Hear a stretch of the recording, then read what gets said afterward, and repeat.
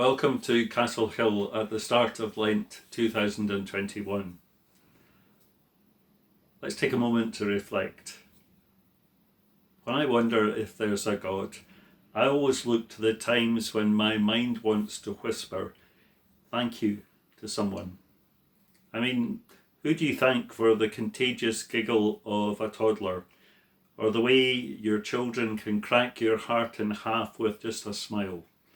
Who do you thank for the person who can still make everything okay just by being there? And what about all the people who really know you well and still love you? Or when you look up at the sky, dripping with stars, and your heart skips a beat at the beauty of it all, who hears your private wow and smiles?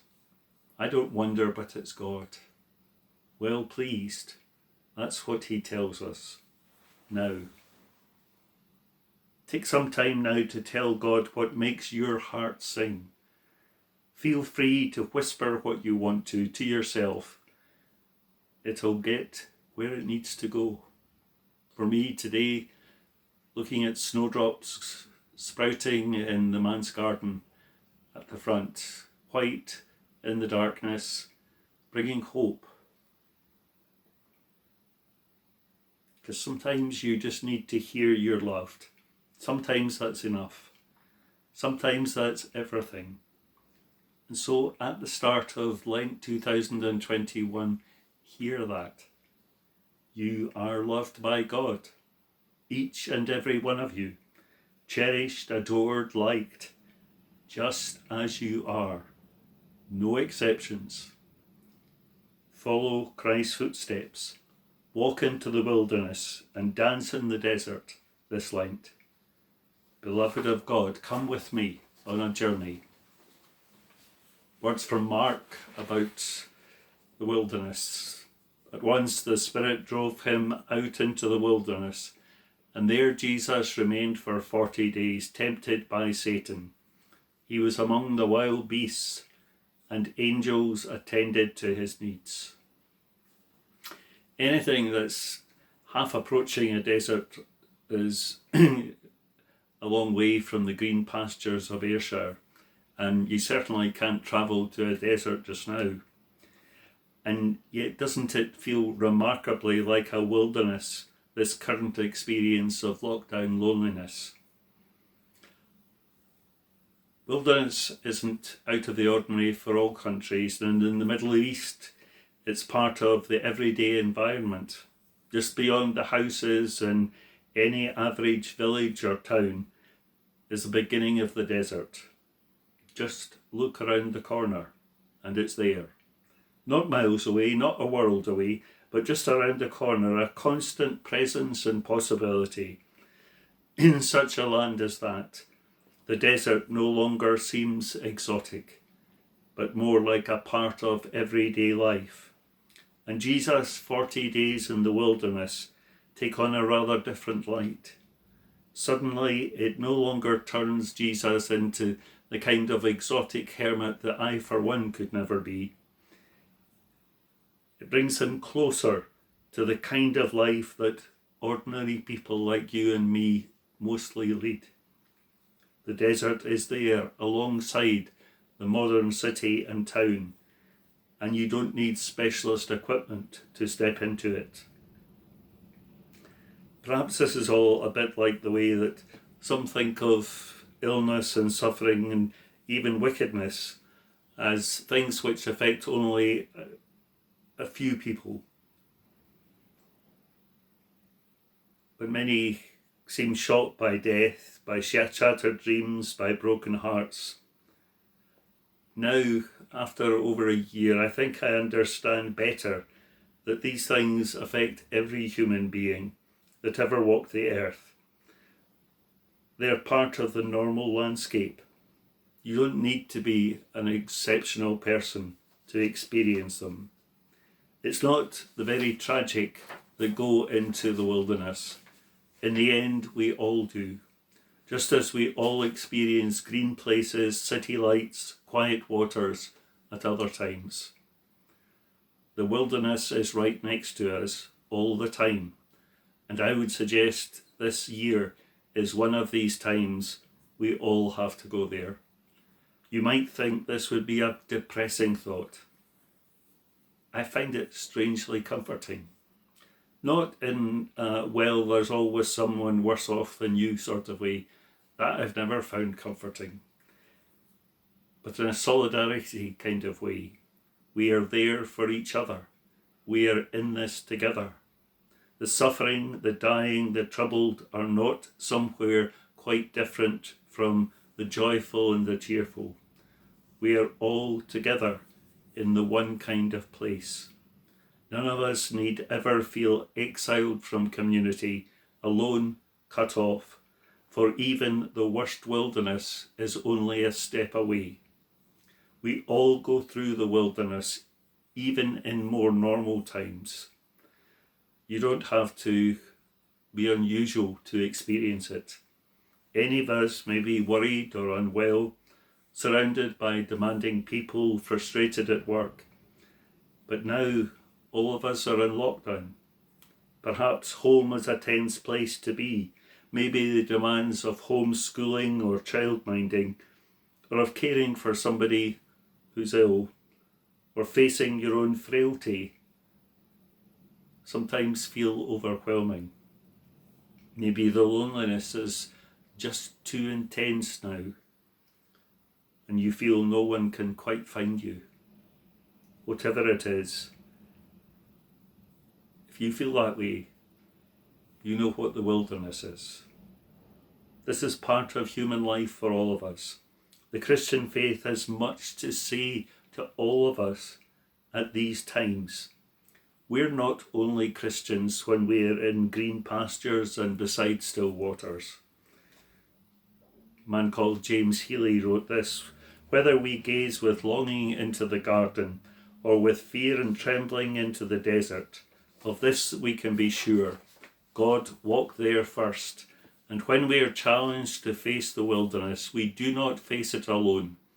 Jesus has gone there before us to struggle with every demon that ever plagued a human heart.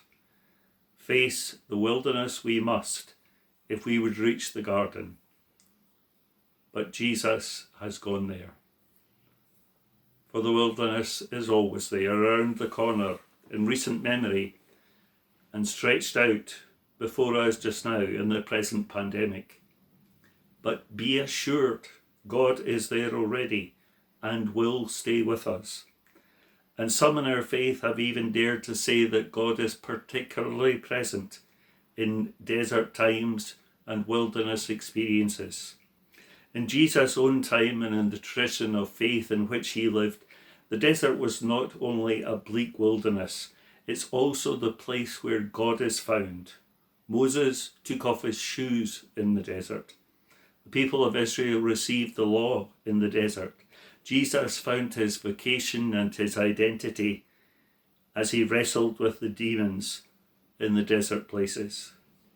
And in what might seem more ordinary ways, there's a promise and a hope that even in the most barren days of our present experience, God is with us, and we may discover something more profound of God's comfort and love. In times in which we are laid bare by whatever it is, pandemic or something else, we can sense God more keenly. This has been such a strong conviction in the Christian faith that some Christians have deliberately looked for a wilderness experience because they want to find God. There's something of this behind the traditions of Lent, now largely pared away to giving away something for Lent. Some of us might feel this year that life offers enough trials without looking for them deliberately or placing them in our own path. But perhaps there is something in Lent this year which we should not lose. Sometimes it is right to follow Jesus into the wilderness and to face with God beside us what we might call our own demons. Perhaps it may be right sometimes to let go of some of the things that hold us up and to see what we might discover of God when we've made ourselves more vulnerable. It might be right for us to identify ourselves in some way with those we know who are already in the desert and to long for those who understand. Jesus chose to go into the wilderness, and many Christians have found God again in wilderness places, or at least in quiet places, or places of simplicity and stillness. We stop for a moment and stand before God empty and helpless, like a nomad reaching out to the vast desert sky. God is there. We have a place that is uniquely ours in God's attention.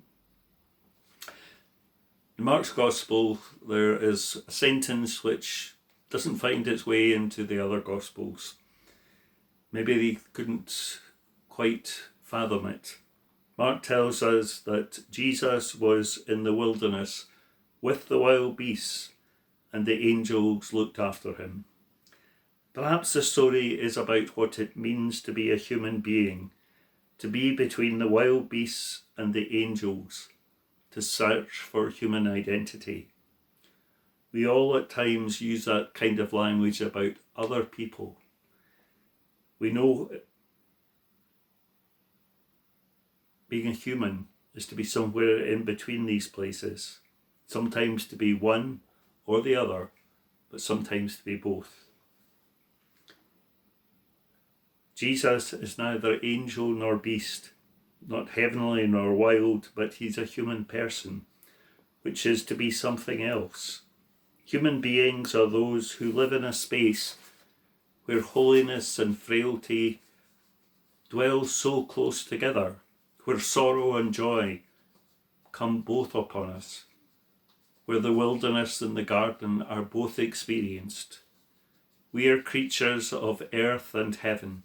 We are made from the very dust, yet in the very image of God. In these days of Lent, can we this year use the limitations to look into the darker side of ourselves, into an experience of quiet reflection, to realise that faith is relevant, particularly when life is an uphill struggle,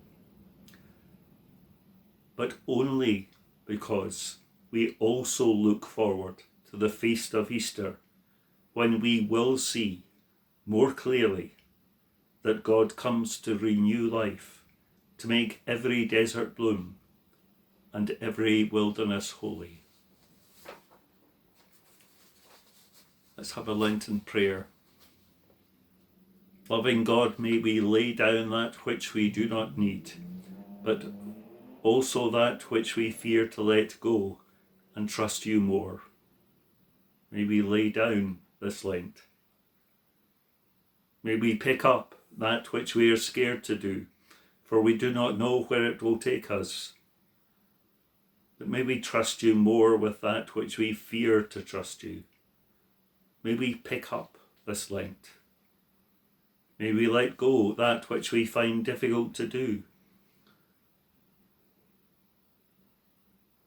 for they have been our companions so long, and we fear what we will miss. Yet may we trust you more with that which we fear to trust you. May we let go this Lent. May we renew that which is worn, and yet we are comfortably familiar with it. It has kept us well, and we can never replace it. Yet if we trust you more with that which we fear to trust you, we need not fear the new. May we renew this Lent as we travel with you. As the season opens, may we join you in the way and stay the course. Go now in peace. And God, our Creator, Companion and Comforter, keep you safe, and yours too, this Lent and always. Amen. Stay safe and take care. God bless.